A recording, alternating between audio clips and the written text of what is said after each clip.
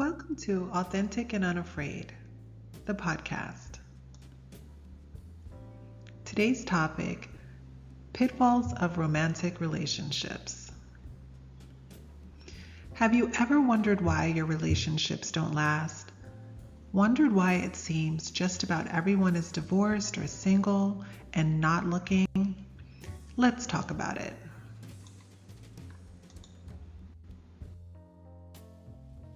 First up, relationship takeover. Feeling completely lost in love. This is what is meant by relationship takeover. You can't live without them. You can't function without them. You start building your life around them. You do what they do and you become a shell of yourself. You often don't even know it's happening, but believe me, the rest of us know. You abandon your hobbies or studies, you stop spending time with friends and family, and you no longer focus on your goals and dreams. It is quite possible you are becoming a downright clingy pain to your partner. These behaviors lead to the other person feeling smothered. That is a problem for both of you. You need a healthy balance. Your partner fell in love with you for a reason. You exhibited certain qualities that they admired and embraced. You were the total package in their eyes, yet somehow, you lost yourself. The best relationships boost your self-esteem, allowing you to thrive. You can be yourself, you can enjoy separate activities, and you won't feel anxious going a few hours or even all day without the company of your partner.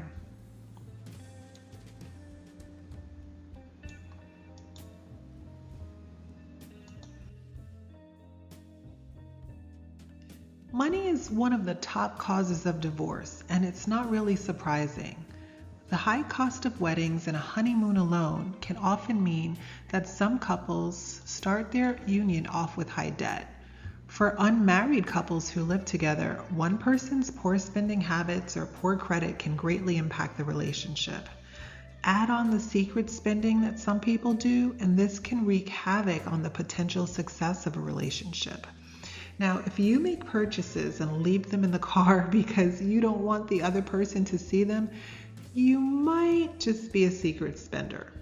And if you always pick up the tab for your friends when that extra money could have gone into your joint savings account, you too could be a secret spender.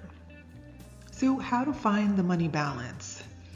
Maybe separate accounts or joint and separate accounts. I like the idea of the latter. A joint household or bill account, and then everything else separate.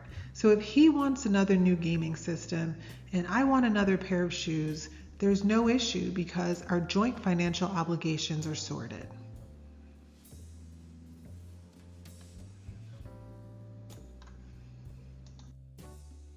Remember when you first met? You could barely keep your hands off each other. Over time, if you're like most people, that probably died down a little or a lot. If it didn't, congratulations. Just know that at some point it most likely will. And it's okay. It's a natural process due to factors like age, weight, health, or sheer exhaustion from daily responsibilities. Now, couples often have mismatched needs. So is physical touch your partner's love language, whereas yours is not?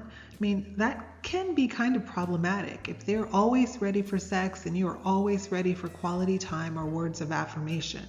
If both partners aren't willing to compromise at various points, there will likely be issues. And if your bedroom style is vanilla and your partner's bedroom style is more Neapolitan or moose tracks, it could literally be a recipe for disaster. Finding common ground is a must, and better to find the common ground early on in the relationship.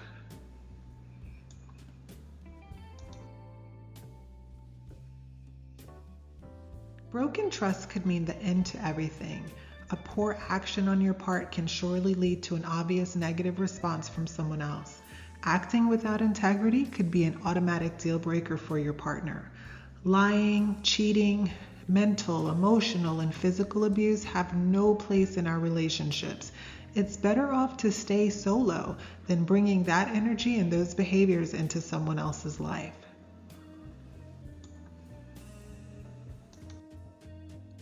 So, how do we fix what was bent or broken? I think maybe the first step is to decide whether you want to stay. Decide if you truly want to fix things and be 100% sure of your reasons why. Then be committed to resolving things. Seek support individually and as a couple if possible. Be patient as growth and healing take time. Both parties need to be committed to relationship recovery and putting in the work.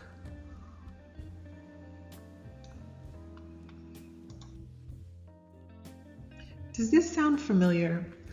Love is patient, love is kind. It does not envy, it does not boast, it is not proud, it does not dishonor others, it is not self-seeking, it is not easily angered, it keeps no record of wrongs. Love does not delight in evil, but rejoices with the truth. It always protects, always trusts, always hopes, always perseveres. Relationships can be rebuilt over time through consistent action and genuine forgiveness.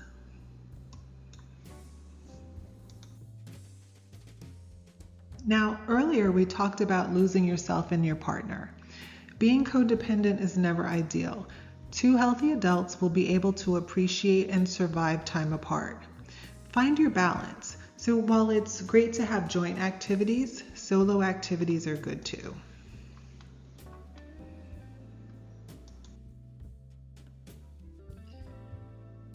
This is important. Let's talk about what happens when you both agree to work on the relationship, but only one of you is doing all the work, or the really negative characteristics of your partner's behavior are not improving. It could be time to bring in a professional, or you might need to consider calling it quits.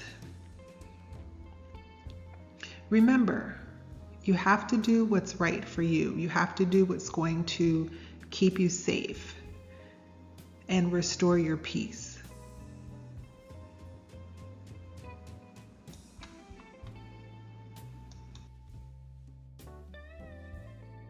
Now, you'll likely feel good in a good relationship, right? Solid relationships aren't necessarily without flaws, but surely they are without trauma. I'll say that again. Solid relationships aren't necessarily without flaws, but surely they are without trauma.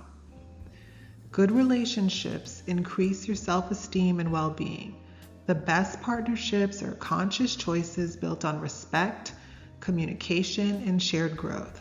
Superficiality and ridiculous expectations don't lead to successful relationships. Please don't confuse high standards or high value with superficiality and ridiculous expectations. If you aren't willing to put in the same level of effort you expect from a partner, your union likely won't last. Whatever your laundry list of characteristics and qualities that you expect your mate to bring to the table, if you don't bring them to the table, should you expect them in return? Let me know your thoughts in the comments. And don't forget to like, share, and subscribe. Thanks for watching. Until next time.